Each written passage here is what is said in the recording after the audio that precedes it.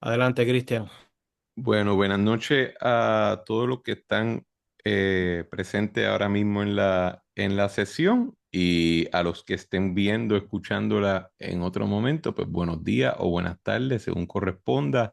Quizás feliz Navidad, feliz Pascua, el tiempo que sea relevante. Hoy tenemos la segunda sesión de nuestro seminario para el Centro de Estudio de la Democracia, la semi-organización de Manuel Almeida. El seminario se titula Domando al Minotauro, sobre la trilogía política de Bertrand de Juvenel. Haciendo un poquito de recapitulación, en la primera sesión pasamos el ejercicio horrible de toda primera sesión de un seminario, que es discutir la biografía y el trasfondo del pensador que estamos estudiando. Digo que horrenda porque creo que sí. Este es el segundo curso que yo estoy dando en mi vida. El primero fue también para el Centro de Estudio de la Democracia. Y si algo he podido comentar con otras personas que hacen esto esporádicamente o habitualmente, siempre comentan que hablar de la biografía de un pensador es la parte más engorrosa de cualquier seminario, pero en la medida que era relevante, pues, discutimos primero lo promiscuo que fue Bertrand de Juvenel intelectualmente, sino en su vida personal, y cómo ese hábito de estudiar, de asumir perspectivas diferentes en términos de la política, de la política desde el punto de vista académico, pero la política del punto de vista de acción social, ¿verdad? Era una persona que se involucraba en la política activa. Cómo esa capacidad y ese interés de habitar diferentes espacios de la política en eh, su momento más álgido, probablemente, ¿verdad? En el siglo XX, entiéndase, ese periodo previo y justo después de la Segunda Guerra Mundial, nutre el texto, principalmente del primer texto que estamos estudiando, que es On Power. Pero como vemos eso, entonces vamos a ir viendo eso reflejándose en los diferentes textos que vamos a leer después de On Power, entiendes, Sovereignty y A Theory of Politics. El, el, Aparte de discutir la biografía, y comenzamos la lectura como tal de los textos de Bertrand, con un análisis de la metáfora del Minotauro. Entiéndase el Minotauro siendo un símbolo por lo que es el poder estatal, o la autoridad estatal en una sociedad, pero una sociedad moderna particularmente, y cómo esa metáfora o ese símbolo quiere demostrar que el Minotauro no solamente es, pues, una bestia mitológica que se alimenta y crece según es alimentada, sino que encaja con el resto de la narrativa mitológica de que el Minotauro tiene un tipo de consenso y de participación civil. Entiendes el laberinto que es construido para que habitarlo, y entonces los sacrificios que se le hacían de los jóvenes, de jóvenes de las ciudades que eran sayas de Creta bajo el rey Minos.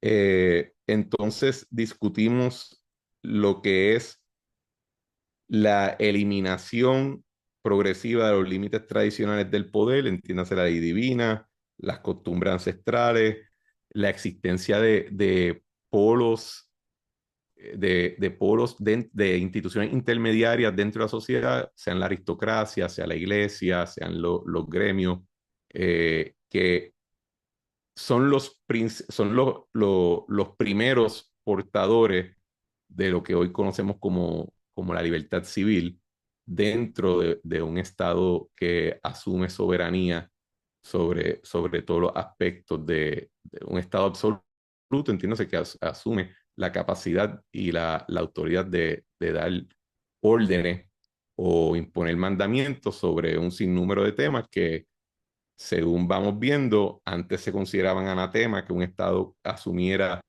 esa autoridad, pero que poco a poco con el progreso del poder o el crecimiento del Minotauro, ese Estado empieza a sentirse capaz de brincarle la cuica a esas instituciones intermedias e ir asumiendo un mayor rango de capacidad y de autoridad dentro de la sociedad que está sujeta a ellos. Eh, la lectura de hoy, o la lectura recomendada de hoy, está procurando responder a una pregunta que quedó pendiente de la primera sesión, ¿verdad? Que entramos en la lectura de On Power primero con un reconocimiento de que cuando está escribiendo Bertrand el libro, está escribiendo en respuesta primero a la guerra más destructiva que se había conocido en la historia global hasta ese momento, que fue la Segunda Guerra Mundial, una guerra que comienza reclutando no solamente todas las fuerzas y todas las riquezas de las naciones involucradas, sino que todos los aspectos de cada una de esas naciones era también objetivo de guerra. Las fábricas, las ciudades, los pueblos, algo que como Beltrán empieza narrando era totalmente desconocido o incapaz de ser un target, como él dice en el libro, en guerras anteriores, y que lo único que permitía ese nivel de reclutamiento y de movilización social para la guerra era el hecho de que estábamos ante el Estado en su máxima expresión en términos de autoridad, y no solamente era absoluto, sino que involucraba ya la existencia de estados totalitarios, en particular lo que era el fascismo italiano, la nazi alemana y el bolchevismo soviético en Rusia y en entidades afiliadas. La pregunta que quedó pendiente es, ¿ese poder totalitario de dónde surge? En primer lugar, ¿por qué? ¿Cómo llega así? ¿Cómo llegamos a ese nivel de poder y autoridad cuando la misma narrativa de Bertrand en On Power comienza diciendo el Estado está asumiendo unos poderes y unas capacidades que nunca serían imaginables en el pasado? Entiéndase la capacidad del conscription o el servicio universal, creo que sería la traducción más adecuada para nosotros, y el poder de imponer contribuciones. Si en términos, por ejemplo, en el caso de Estados Unidos, aunque el conscription era algo que existía desde la guerra civil, sino un poquito antes, no es hasta poco antes de la Segunda Guerra Mundial que se había dado un caso donde se había invalidado el income tax como algo que era inconstitucional y se tiene que enmendar la Constitución para permitirlo. Así que como poder de imponer contribuciones no estaba tan adjudicado como quizá es ahora en nuestros tiempos. Así que, ¿cuáles son los orígenes de ese poder?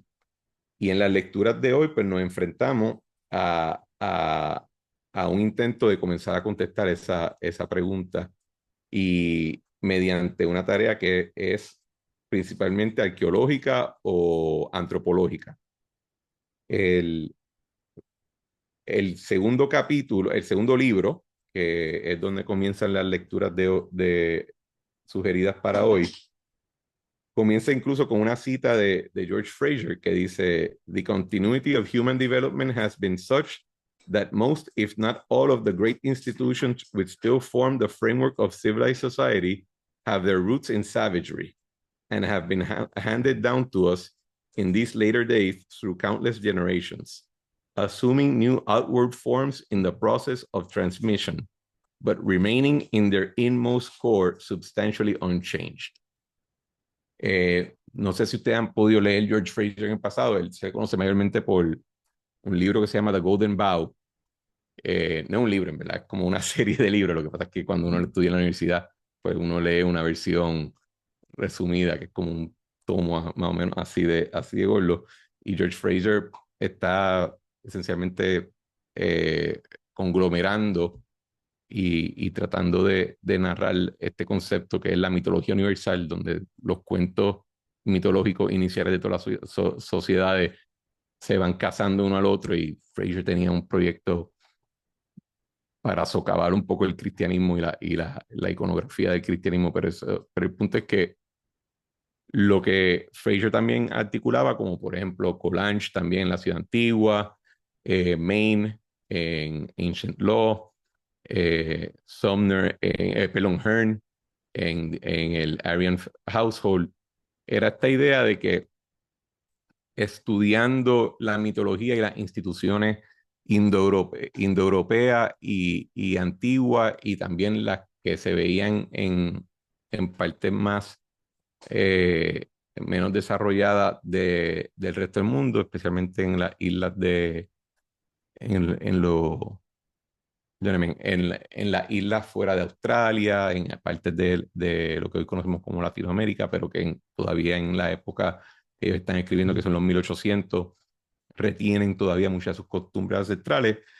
Se está tratando de buscar cuál es el missing link en términos de la sociedad moderna, porque sí, habíamos leído nuestro Hobbes, habíamos leído nuestro John Locke, habíamos leído nuestro Rousseau, todos los ejercicios de la contratología social partían de la premisa de que los pueblos en algún momento surgían de una asamblea de individuos plenamente libres que entraban en un contrato social para entrar en sociedad, ¿verdad? Y someterse a lo que es el Leviatán en Hobbes y lo que es la sociedad civil en Locke y en todos los demás contratistas sociales. Así que como un acto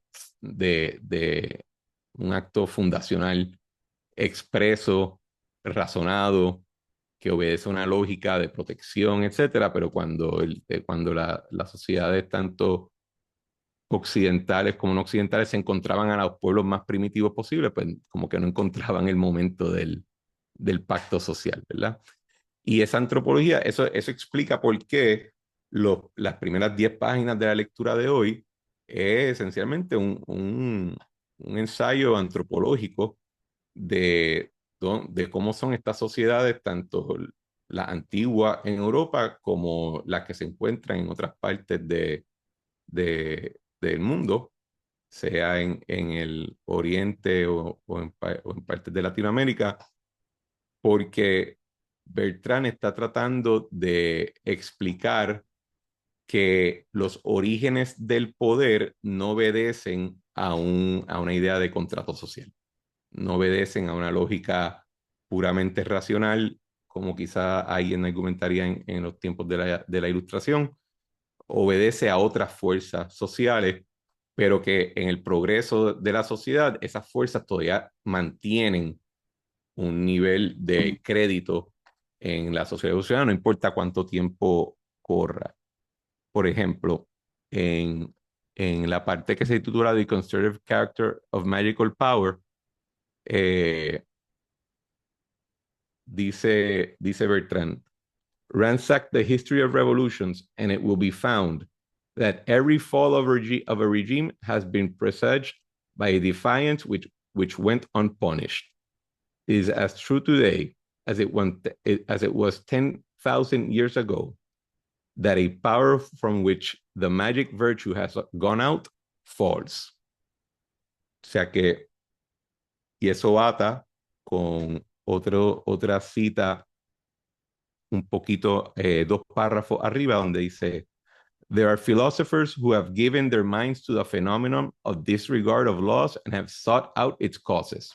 Es una cita esencialmente a Rousseau una alusión a Rousseau y a Hobbes.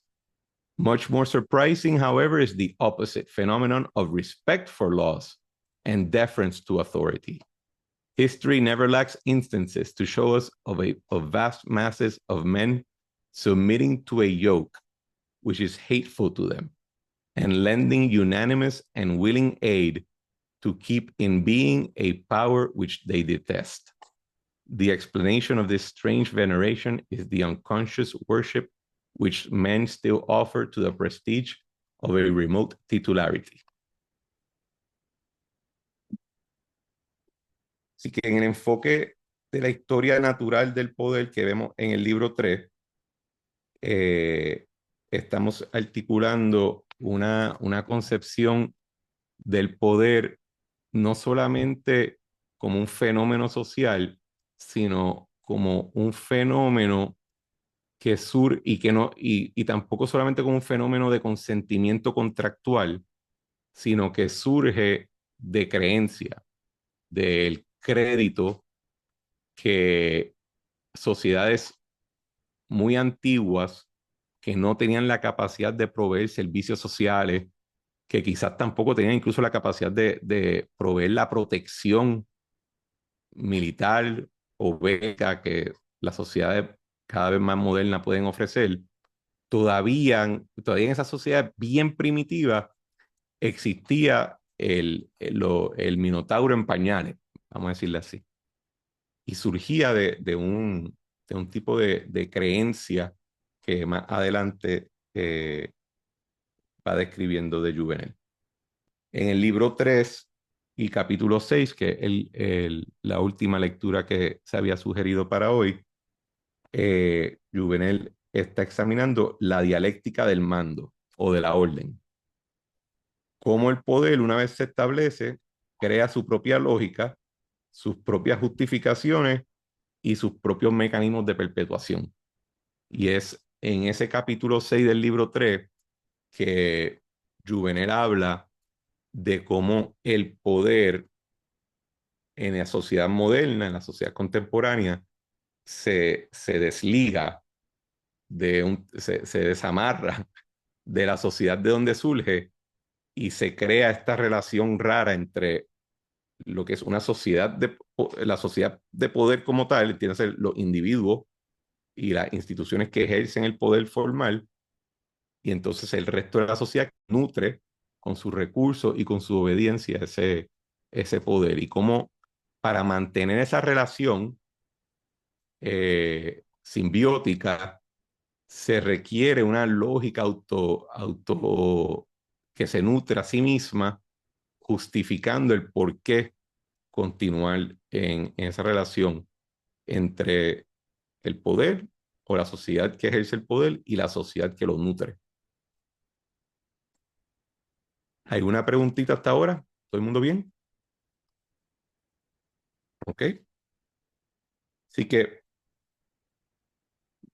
entrando un poquito más de lleno ya en términos de las lecturas que habían sugerido para hoy, Juvenal comienza con la pregunta que adelantamos ahorita de si el poder es tan peligroso, pues hay que limitarlo, ¿verdad? Si el poder es tan propenso al abuso, ahí citamos a Madison en Los Federalistas, de que si los seres humanos fueran ángeles, si los gobernantes fueran ángeles, no habría necesidad de limitarlo, y si los hombres fueran ángeles, no habría necesidad de gobierno. Si el poder está en contra de la libertad, ¿cómo es que la mayoría de las sociedades humanas lo aceptan?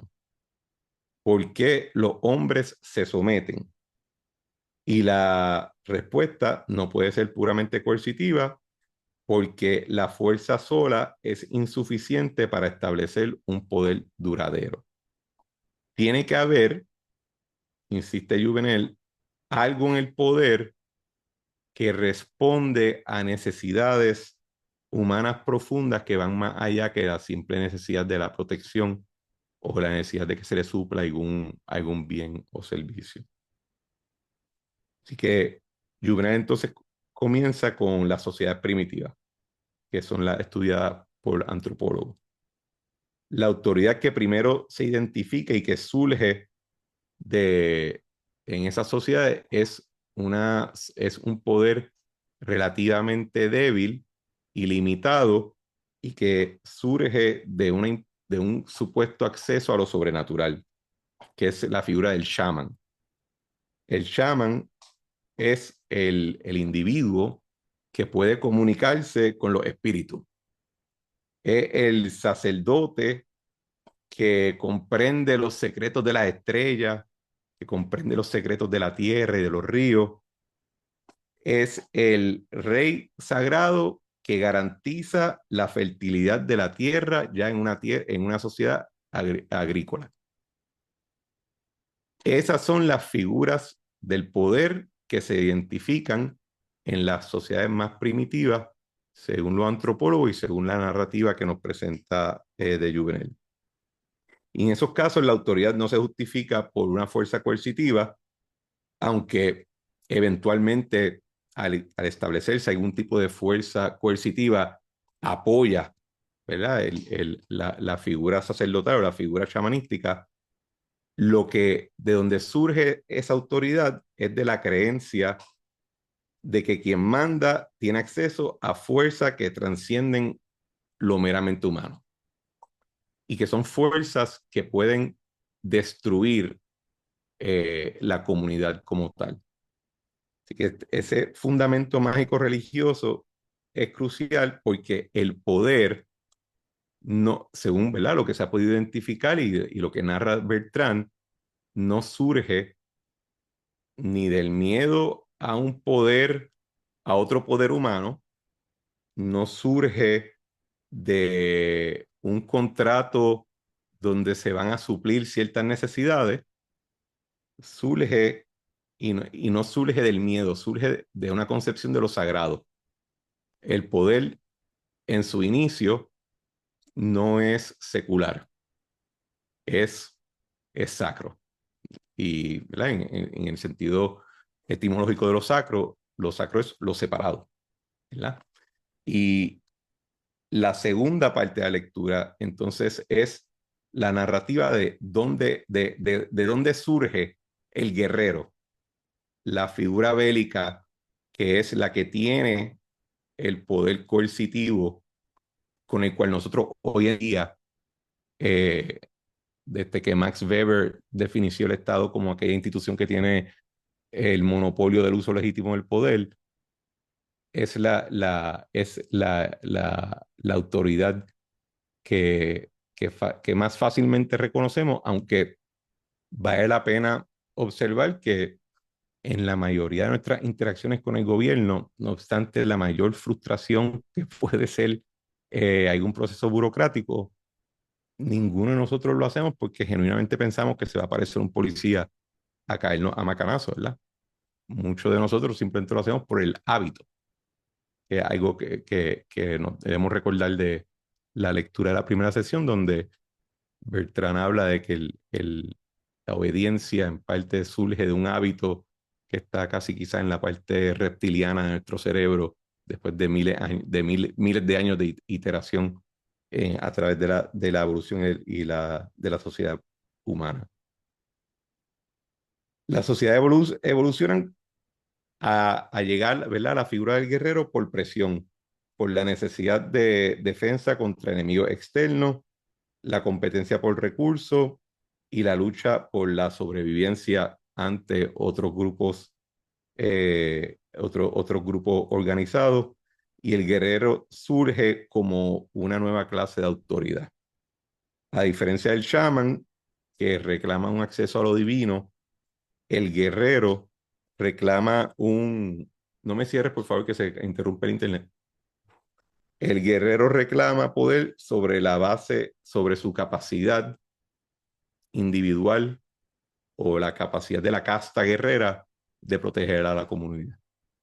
Es con el guerrero que surge el, es con el guerrero que surge el concepto de una autoridad puramente secular, que está basada en un intercambio.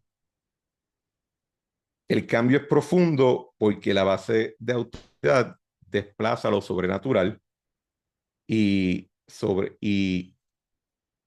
coge la autoridad y el poder y lo baja de los cielos o del subterráneo, donde por ejemplo estaban enterrados los lares o los patriarcas de la familia indoeuropea, y lo lleva a lo terrenal. Entonces el poder tiene que comenzar la legitimidad del poder tiene que comenzar a justificarse de diferentes maneras. Entre ellas, obviamente, el miedo. Hay una... Bertrand hace referencia a esto, pero ahí, no sé si ustedes han tenido la oportunidad de leer de, de Fukuyama, The Origins of Political Order.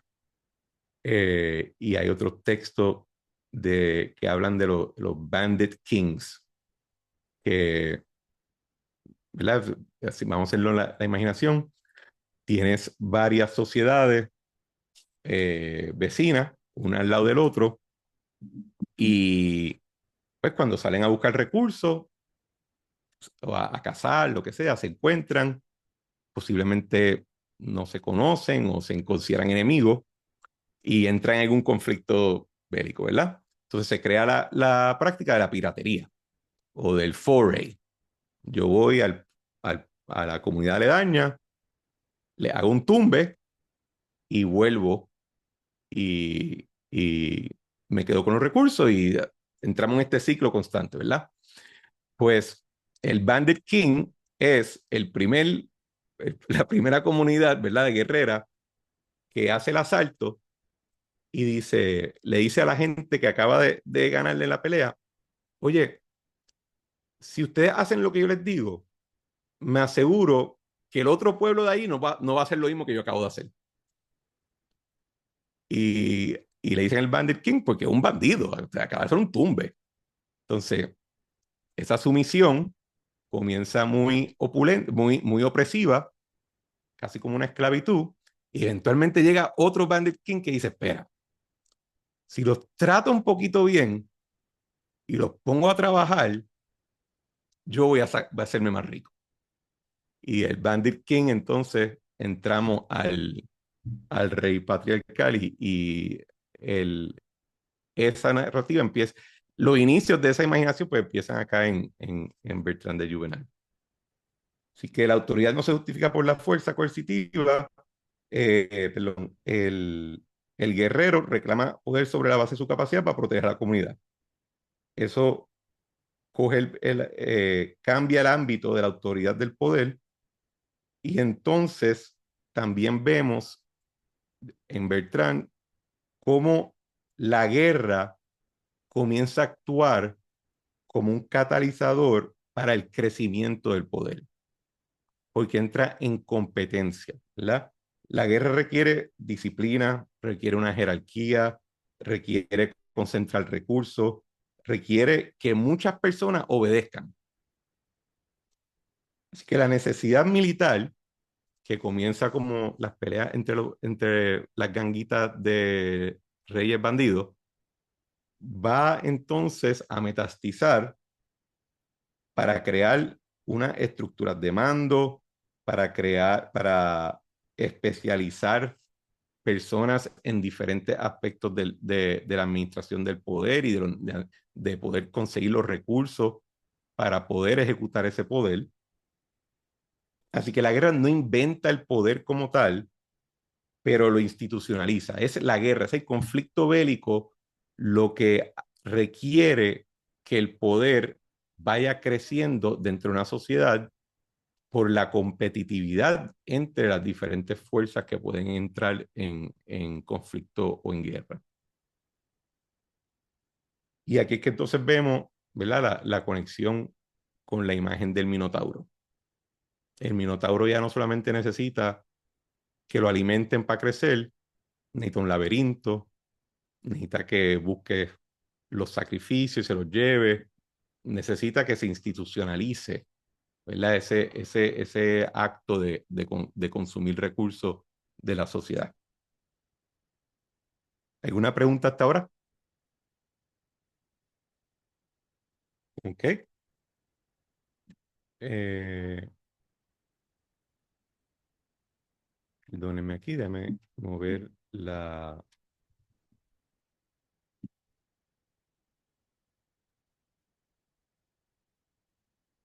Ok.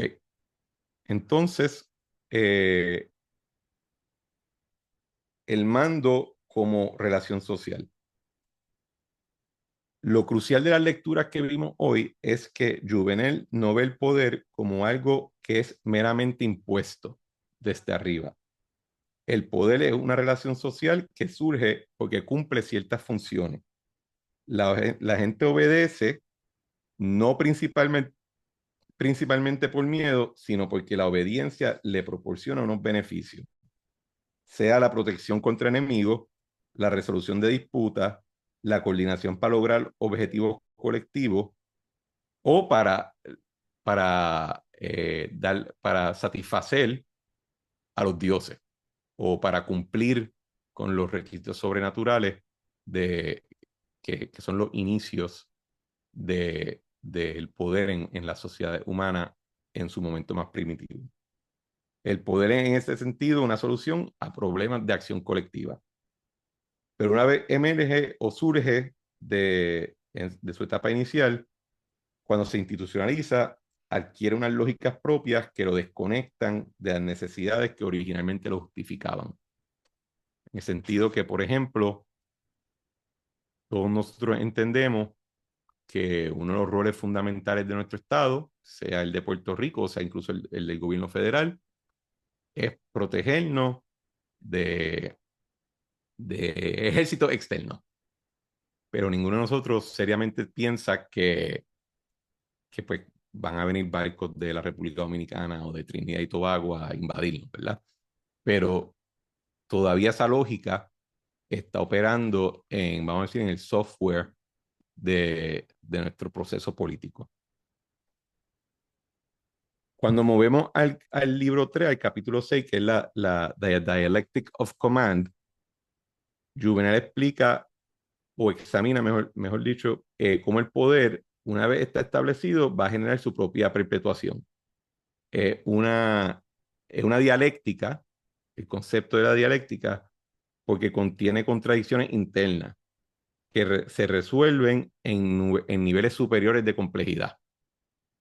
Así que el ciclo funciona. Primero, el poder requiere recursos, sean bienes, sean personas, sea dinero, una vez tiene una sociedad mercantil, y la concentración de recursos bajo el control del que manda crea la base material del poder. Entonces, esa base se encuentra con un problema, que para obtener esos recursos requiere una capacidad de extracción de la población, que mientras la sociedad se haciendo más avanzada y más compleja, es más difícil de extraer. No puedes simplemente caerle a bimbazo a alguien y conseguir los recursos que necesita. Así que se requiere administración, se requiere la idea de poner taxe o de poner levies. Entonces, la extracción requiere administración y eventualmente va a requerir la creación de una estructura burocrática, va a requerir funcionarios, va a requerir sistemas de registro. Y ese aparato administrativo crea su propia lógica y su propia inercia. Y los funcionarios se convierten en una parte regular de nuestra concepción del poder. Nadie se imagina, por ejemplo, hoy en día nosotros no nos podemos imaginar una autoridad competente estatal que no tenga funcionarios públicos. Buenas noches, Socorro. No podemos imaginarnos una institución política estatal competente que no tenga funcionarios públicos. Pero como nos enseñan en parte de la lectura, Bertrand habla de las primeras repúblicas y cómo no existía el concepto de un funcionario público. Y lo que en esas sociedades, esas primeras repúblicas, la res pública no era otra cosa que una asamblea o una agregación de ciudadanos o de sujetos que asumían directamente tanto el rol de administrar como el rol de suplir las necesidades de la acción colectiva. Así que, por ejemplo, empezar un ejemplo, cuando la comitia romana, que es uno de los ejemplos que pone de Juvenal, pues se organizaba para crear un ejército, pues no había un concepto de que, pues llamen al general. El general no existe. Así que entre los mismos agregados hay que escoger al general. Así que la función pública la ejercen los mismos ciudadanos directamente.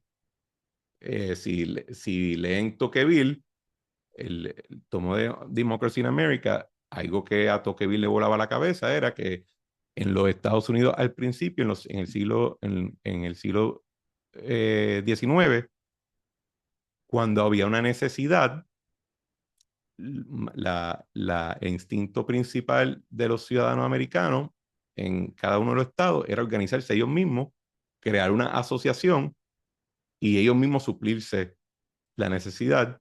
Y Tocqueville eh, lo compara con los regímenes antiguos o monárquicos en Europa, donde ya los sujetos tenían una expectativa de que el mismo monarca o el mismo Estado iba a ser quien llevaba a cabo esa acción organizativa.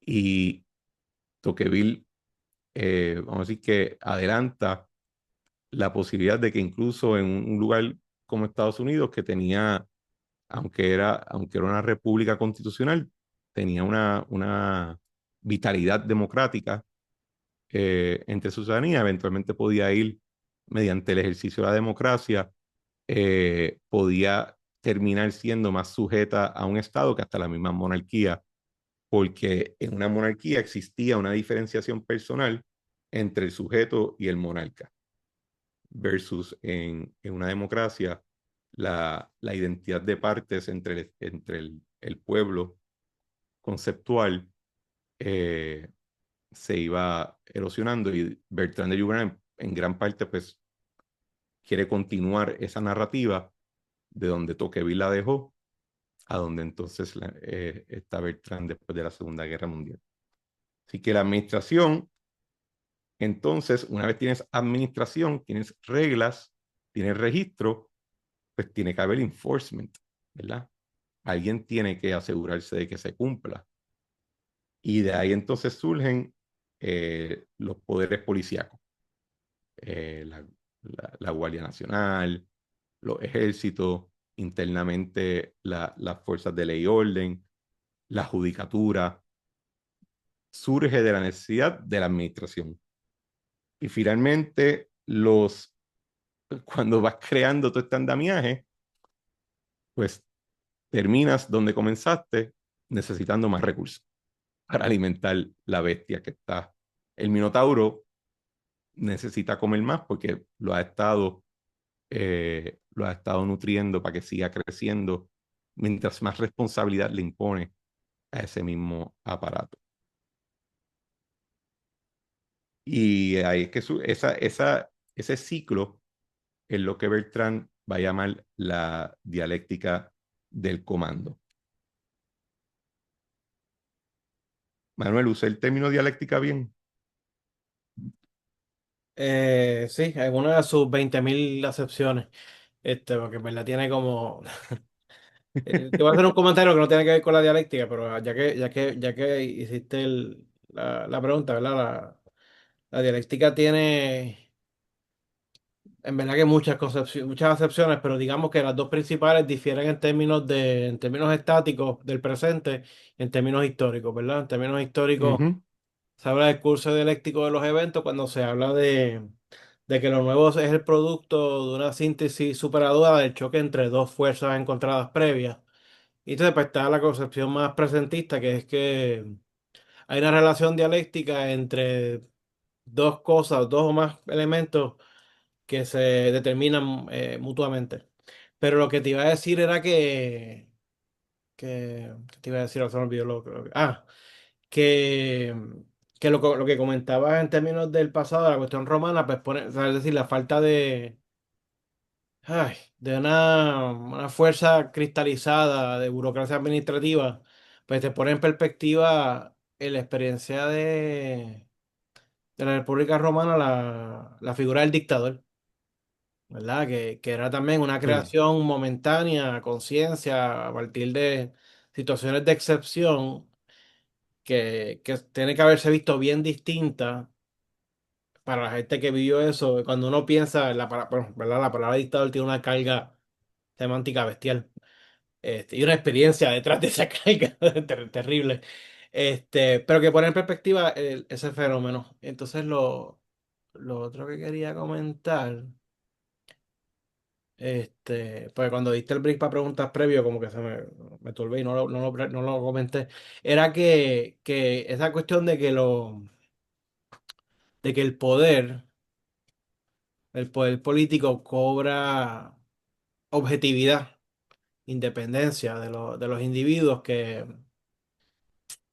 pues que es a tono, digamos, con los planteamientos que se hacen en parte de la sociología clásica, y mencionaste a Max Weber, pero quiero traer a colación a Durkheim, porque Durkheim en las reglas fundamentales del pensamiento sociológico, francamente hace tiempo no lo cito, así que no recuerdo el título exacto, pero uno de los clásicos de Durkheim, en el capítulo que tiene que ver con qué es la cosa social, o el hecho social más bien, pues Durkheim habla precisamente de, aunque uno sabe que la sociedad no existe si no es en función de o sea, si no fuera porque fue creada, ¿verdad? Como fuese por los seres Ujú, humanos, ujú, este, pero que después de que existe, cobró una independencia objetiva de uno, ¿no? Y como uno siente, ¿verdad? Y Durkheim decía en ese texto, como uno comprueba, digamos, la independencia objetiva de eso que llamamos sociedad, de los individuos que viven en ella, pues es la presión que uno siente, ¿verdad? ujú. Sí. Ante las expectativas de los otros, ¿verdad? Cuando yo he comentado sobre estos textos en otros ámbitos, pues yo siempre digo, pues por la mañana, digamos que por más que tú estés trasnochado, con poco sueño, malhumorado, alguien te da los buenos días y tú tal vez lo quieres mandar para el carajo, pero como que dice buenos días de vuelta, ¿no? Y tú no quieres decir buenos días porque no lo sientes. Entonces, Ajá. claro, Durkheim diría, es que ahí está la sociedad. Es la sociedad imponiéndote la presión de que tú deberías corresponder, ¿verdad? En términos generales, a los buenos días, a lavarte los dientes, a no estar lagañoso, a estar más o menos, ¿verdad? ¿Verdad? Si estás en el trabajo, pues más o menos compuesto. Son cosas que tal vez uno no hace por inclinación, pero uno las hace y entonces Durkheim te diría, pues ahí está la evidencia de que la sociedad existe más allá de los individuos, ¿no? Y que, pues claro, como lo social, pues lo político es pues, un fenómeno social particular, pero un fenómeno social también. Pero yo creo que si uno va a, yo creo que la importancia en esta parte del texto de On Power, de las lecturas que hicimos hoy, yo diría que hay dos cosas que son las lecciones para llevarnos a casa.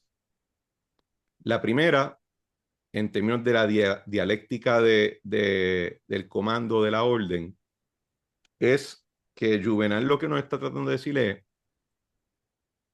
cuando comenzó la rueda del poder y el Minotauro empezó a crecer, asumió una lógica interna de su propio crecimiento y de su propia preservación y perpetuación que no tiene nada que ver con la calidad moral de las personas que ejercen el poder.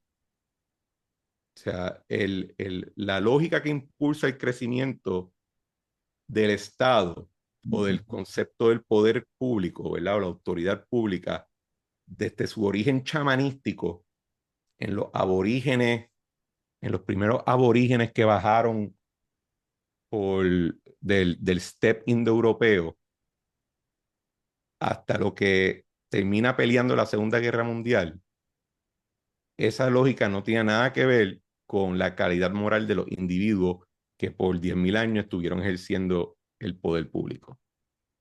Esa es la primera. Y yo les propondría que lo importante de reconocer esa lógica es que te presenta el reto al que está, ante el cual está Bertrand de Juvenel, que es decir, yo no sé necesariamente cómo, mi texto no soy yo diciéndole que paren. Y el final del del capítulo 6 es Bertrand diciendo, y no traten de buscar una fórmula, déjame buscarla, déjame citarlo directamente porque también es espectacular como como el hombre escribe. Ok. Esto es en la página 130, él dice, We have reached the goal. We stand in the presence of power as it is, as all history has fashioned it. From now on, they will strike us as futile and puerile, these endlessly renewed claims to be creating a power from which all trace of egoism will be purged away. Ever since the divine dreamings of Plato themselves, stemming from earlier utopias, the search has gone on for an entirely virtuous government and one which lives only for the interests and wishes of the governed. For thinkers, this illusion has done no more than thwart the creation of a political science worthy of the name.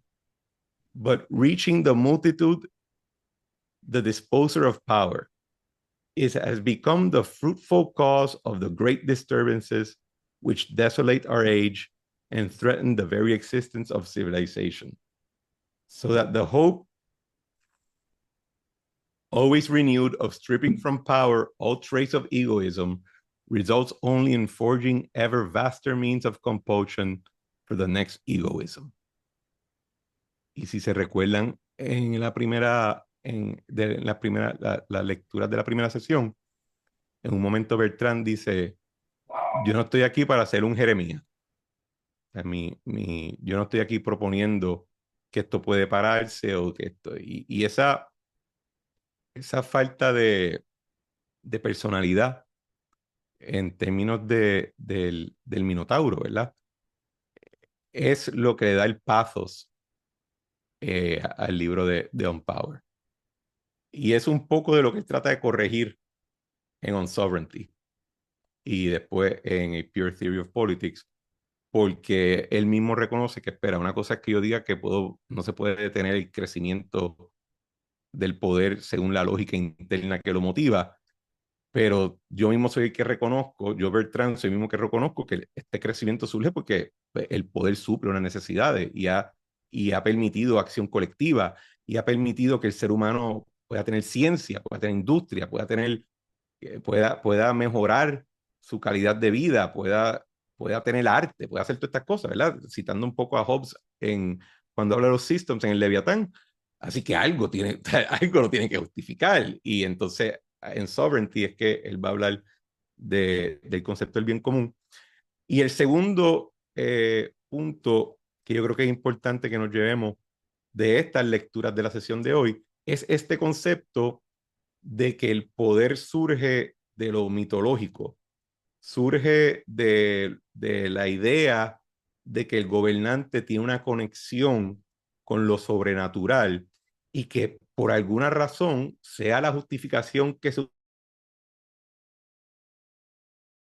nosotros amarramos nuestras ambiciones colectivas a un individuo que está ejerciendo el rol del shaman o del rey sagrado en algún momento particular, ¿verdad? Eh, pero el problema, nos quedamos con esa memoria y con esa, vamos a decir, con esa costumbre o con esa noción operativa en nuestra cabeza, a la misma vez pensamos pensamos como el guerrero que tiene que ser que su desempeño y su valor viene de cuán bien hace algo. Versus el shaman, pues yo me puedo imaginar que si el shaman no aparenta estar muy conectado con los dioses, eventualmente alguien diría como que quizás necesitamos otro, pero no es lo mismo que el guerrero, que es su calidad como gobernante, tiene, tiene una métrica objetiva. ¿Te conquistaron o no te conquistaron? ¿Te pudieron atacar o no te pudieron atacar? Si te pudieron atacar, ¿te pudieron defender o no? Y esa lógica del guerrero la tenemos hoy en día en lo económico. O sea, miren cómo hablamos del gobernador de Puerto Rico o de la gobernadora de Puerto Rico. Hablamos como si fuera el faraón de Egipto que determina si el Nilo se va a desbordar o no y si la cosecha va a ser adecuada o no. O sea, y mira cómo hablamos del presidente de Estados Unidos. Pero no solamente nosotros, o sea, el mundo entero habla del presidente de Estados Unidos como el gran faraón sobre quien la economía del universo está aparentemente atada a su persona, ¿verdad? Pero le amarramos, le atamos estas concepciones mitológicas, pero los medimos según el criterio de desempeño del guerrero. Y eso está presente todavía hoy. Y creo que en esa medida, en los ejercicios que siguen después, en las lecturas subsiguientes, especialmente las que son las de Sovereignty y el Pure Theory of Politics, Bertrand está tratando de ofrecernos un criterio diferente, que es la idea de que midamos al gobernante o los gobernantes, porque son plurales, según su capacidad de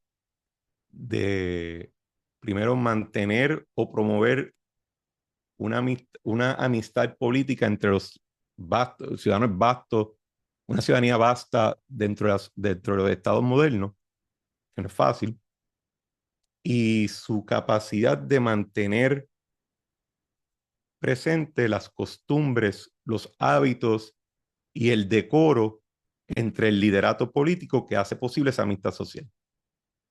Yo esta semana estaba viendo unos videos del State of the Union del presidente Trump, que vino justo antes de bombardear Irán, y de el mensaje de rendición de cuentas de Javier Milei en Argentina. Especialmente el de Javier Milei en Argentina, eso terminó siendo un circo, porque su oposición le gritaba o le hacía señas o algo, y la reacción del presidente Milei era bajarle más duro.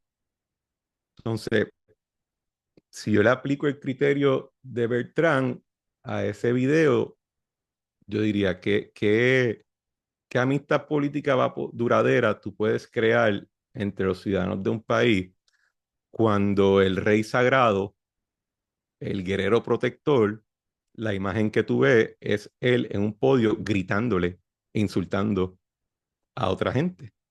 ¿Y qué tipo de amistad política puede haber si la oposición entiende totalmente justificado gritarle al rey sagrado, ¿verdad? Que es la figura del presidente en la sociedad? Y aquí claramente hemos perdido el norte, y pensar que pues las cosas van a funcionar bien, que esto es simplemente una cuestión de redes sociales y que ahora todos no hablamos así, pues no va a ser muy fructífero. Entonces, en el caso del presidente Trump, no fue al nivel de Javier Milei, pero vimos una dinámica similar. Y no empezó con Trump, empezó quizás cuando a Obama, su oposición política, empezó en un mensaje a decirle que miente, cuestión, o sea, empieza a mirar para atrás y no es o sea, la magia se pierde antes de, de, la magia se pierde antes del evento cataclísmico de conflicto civil.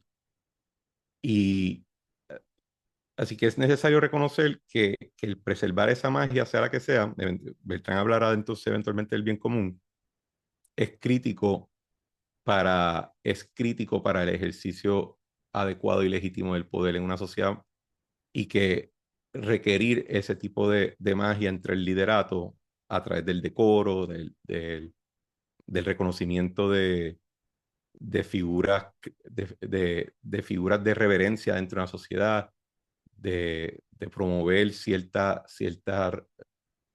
criterio, cierto estándar de cómo la gente se relaciona al otro, es crítico. De lo contrario, pues volvemos a los reyes bandidos, pero el problema es que los reyes bandidos hoy en día tienen misiles nucleares, ¿verdad? Iba a decir algo, Manuel, que te vi haciendo una seña.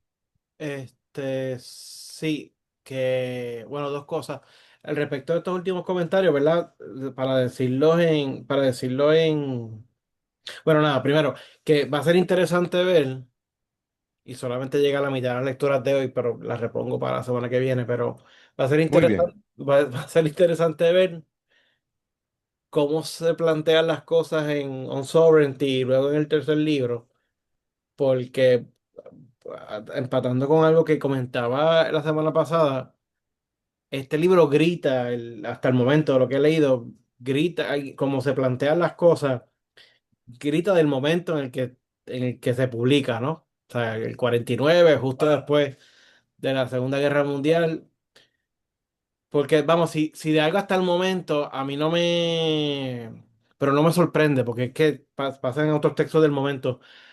PKB, aunque tiene citas hace citas de referencia importantes, a veces los planteamientos adolecen de cierta historicidad, por lo menos para mi gusto. En el sentido de ¿Qué que, quieres decir con eso? pues que ahí, porque por ejemplo, la imposición de lógicas que se reproducen a sí mismas del poder, que son particulares del Estado moderno a partir de cierto momento, pues responden a dinámicas históricas particulares, ¿verdad? O sea, Ujú. es decir, el Estado se superexplota como aparato, particularmente entre finales del siglo XIX y primer tercio del siglo XX, pero no es de la nada, es a partir de la democratización del Estado. Que eso de por sí no es de la nada, sí, porque no son concesiones, son a partir de, ¿verdad? De luchas sociales y todo lo demás. Pero que yo puedo visualizar, o sea, me interesaría es que poder estar planteando esto, digamos, en ese punto en donde está por verse la época gloriosa, quote unquote, para aquellos que la veneran, del Estado benefactor en su mejor momento en aquellos lugares donde se dio. Porque el Estado benefactor era enorme. O sea, es decir, que cubría muchas instancias de actividad social frente a cómo se verá, pues más adelante. Este, pero lo otro que quería también plantear era que es que mencionaste lo de Milley y Trump, y en verdad que lo de Milley es tan desafortunado. O sea, ver esos videos era tan chustra, tan cutre, tan ugh. Y después mencionaste lo de Obama, y claro, es en el contexto del surgimiento del Tea Party y de esa fuerza extrema, o que se planteaba, extrema derecha. Y previo al Tea Party, Occupy. Sí, pero, y de hecho, y puede ser un ejemplo porque lo que está digo, lo que han planteado algunos que está en crisis, y tú mismo lo has comentado a tu manera en otras instancias, es el venir a menos de la dinámica adversarial que implica particularmente el componente liberal de la democracia liberal. Sí. ¿Verdad? Porque en la medida en que dejamos de reconocernos como sujetos que aunque seamos adversarios, nos identificamos como mínimamente razonables y racionales en nuestros planteamientos, pues entonces se presta para este tipo de confrontación este ataque más frontal y más despavorido. Hay una cita que yo tenía apuntada para hoy que ata con lo que tú acabas de decir, porque el problema cuando tú... y de nuevo, es algo tan importante de las lecturas de esta sesión, ¿verdad? La, si tú descartas la motivación mágica o mitológica de nuestra obediencia al poder y tratas de reducir esto solamente a un ejercicio de autoridad física o de autoridad de suplido o de servicio, si no hay una reverencia en la estructura de gobernanza para de Juvenal, ahí que tú coges la curva hacia totalitarismo. Porque entonces lo que ocurre es que en ausencia del enemigo externo, vas a empezar a ver enemigos internos. Por eso es que cuando él está hablando de las tribus originales, él dice, Hobbes está mal en que los seres humanos primitivos eran puramente, eran unos psicópatas, ¿verdad? No vamos a hacer, pero ¿verdad? La idea de que la vida, el principio de nasty, brutish, short, etcétera. Pues no era estado de guerra necesariamente, pero Bertrand dice, y Rousseau está mal, porque tampoco eran angelitos. Y Bertrand hace una distinción que, que uno la ve mucho articulado, mucho más antagónica, mucho más antagónicamente, sí, sí, en Carl Schmitt, porque Bertrand dice aquí, en la sociedad primitiva, internamente es pura cooperación, pero hacia afuera es guerra. El otro es siempre enemigo. Y cuando digo Carl Schmitt, después la distinción que el concepto, que Carl Schmitt cuando define el concepto de lo político como la definición de quién es amigo y enemigo, ¿verdad? Pero ¿qué pasa? Cuando tú llevas esa lógica a lo interno, de quién es mi enemigo interno, pues aquí que viene la cita de Bertrand, donde dice, where the idea comes from that man of in that station, I do not know. My own view is that they delight in it. Ustedes han escuchado, usted nunca ha estado en una conversación donde alguien dice, ah, Puerto Rico necesita un dictador, porque pues todo el mundo parte de la premisa que va a ser su pana. Así que, pues que es una sociedad con un dictador, pues si es tu pana, tú la vas a pasar bien, el resto del mundo la va a pasar mal, ¿verdad? Pues ese es el issue de tu perder el concepto, la reverencia para lo mágico.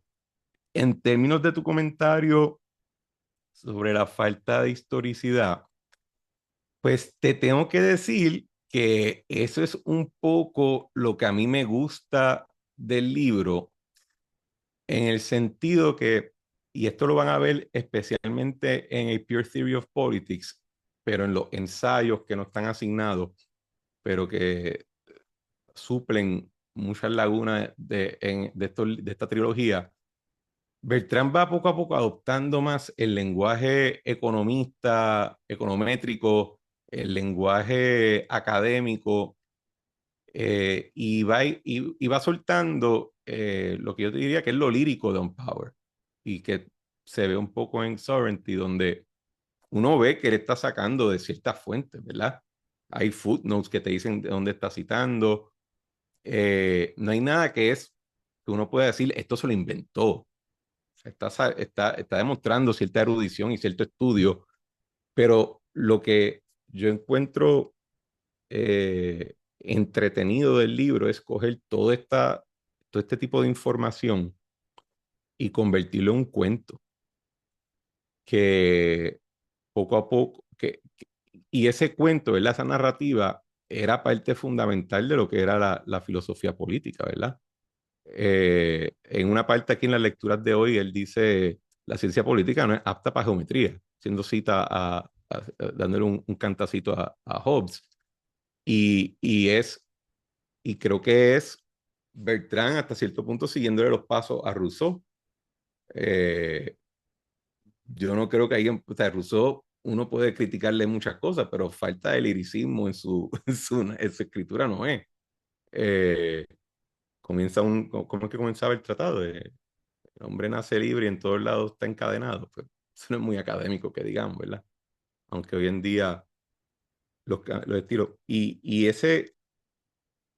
Eso es lo que yo encuentro muy entretenido y seductivo de la narrativa de Bertrand, especialmente con Power, ese pathos eh, que pues, se ha perdido. No, la obsesión con ser perfectamente racional, con una lógica puramente lineal, que es, ¿verdad? Una de las herencias de la ilustración y de los textos científicos, que en el caso de la ciencia, pues eh, requiere ese nivel de rigor en el lenguaje. Yo pensaría que en la política, en la filosofía, en las otras ciencias sociales, a veces estaría bien que peque de más liricismo, al punto que si nos recordamos de cuáles son los científicos que han marcado ¿verdad? Que han sido intelectuales públicos de gran influencia, un Carl Sagan, etcétera, pues sus escritos populares no leían igual que sus escritos académicos, ¿verdad? Están haciendo los cuentos. Y ese sería mi comentario a lo que tú dijiste, Manuel, en términos del estilo y el historicismo. Es a propósito y es parte de la intención de él de, de crear esta historia natural, aunque no es pues, una historia específica de que los griegos antiguos vivieron de esta manera hasta este punto, etcétera. No es, él está tratando de crear una historia natural de un concepto que dentro de todo pues sigue siendo abstracto, ¿verdad? Que es el concepto del poder o de la autoridad pública. ¿Algún comentario adicional antes de yo continuar y cerrar la sesión de hoy? ¿Una preguntita?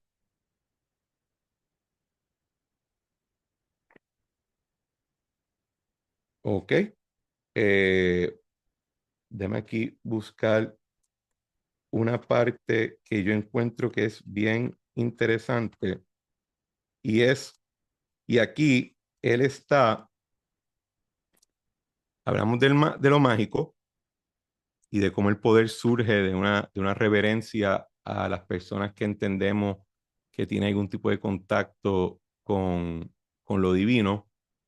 Yo invitaría que comparemos eso a lo que es el carisma en los escritos de Weber, en el sentido de que en nuestra sociedad, en nuestros líderes políticos, hay unos que son pues, el molde del guerrero, entiéndase que pueden cumplir una función social clara y objetivamente medible, pero hay otros líderes políticos que consiguen que hagamos cosas que, porque, pues, se ven bien cool, son, son carismáticos, tienen esa capacidad.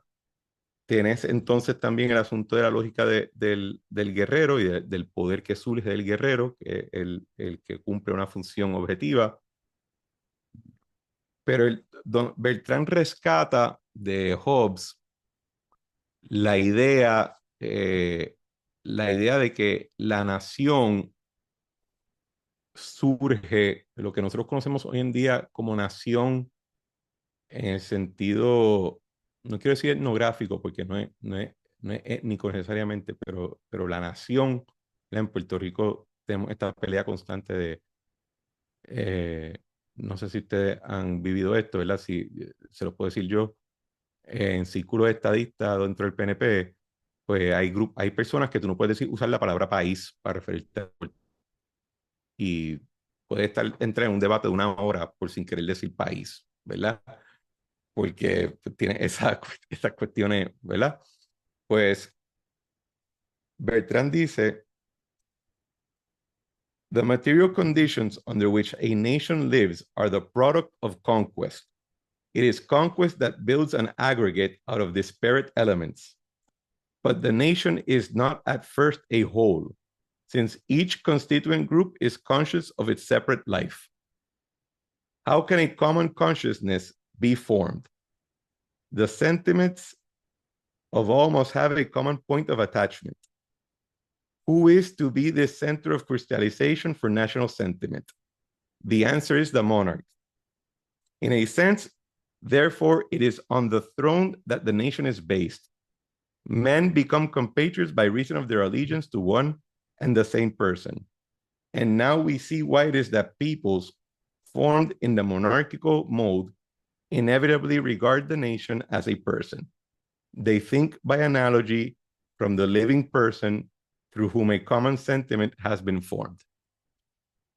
En el sentido de que el, el, verán, esta idea es un concepto interesante de que la nación, ¿verdad? Este concepto del nacionalismo, del patriotismo, etcétera, en realidad no es natural, es algo que surge cuando cogemos al monarca y eliminamos el individuo del rey, pero se queda la oficina, ¿verdad? Se queda el trono operando. Y cómo de nuestra proyección de sentimientos en común a esa persona abstracta, entonces crea la solidaridad patriótica o nacional entre nuestros conciudadanos. Y un ejemplo que yo creo muy concreto de eso en Puerto Rico es los debates sobre ciudadanía. El puertorriqueño siente una, sin duda, hasta el estadista más hasta don Eleuterio, siente cierto orgullo, ¿verdad? Étnico y cultural y nacional hasta cierto punto, pero cuando piensa políticamente, piensa en la ciudadanía americana y no ve el conflicto que quizá en otras partes se vería, ¿verdad?